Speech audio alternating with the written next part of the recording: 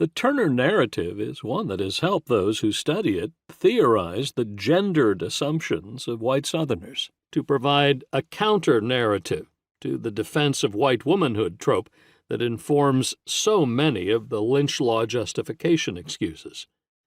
It demonstrates the real vulnerability of the black population in the post-emancipation age. As Jennifer D. Williams has explained, the traumatic effects of lynching tend to transpire through acts of secondary witnessing like oral culture, photographs, literature, and journalistic accounts.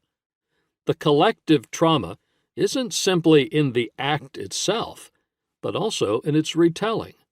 And as with all retellings, the trauma that is the subject of lynching narratives grows in its continued sharing.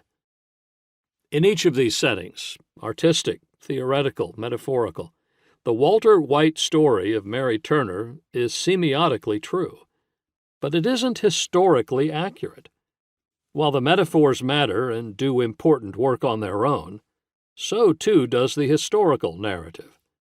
By telling the story of the brutalized pregnant victim and her baby, the narrative of the violence in South Georgia's Brooks and Lowndes counties became one of a particular lynching. In reality, the Turner lynching was part of a larger mass casualty event that killed several black residents before her death and several more after it. Even when the lynchings that preceded the murder of Turner were included in the narrative, it remained a lynching story, one that served the NAACP's ends to help enact a federal anti-lynching law.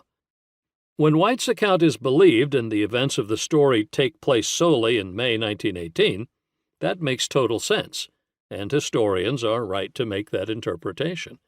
The story was retreaded in the form White intended, for example, by leading historians like Leon Litwack, Lerone Bennett Jr., and Philip Dray.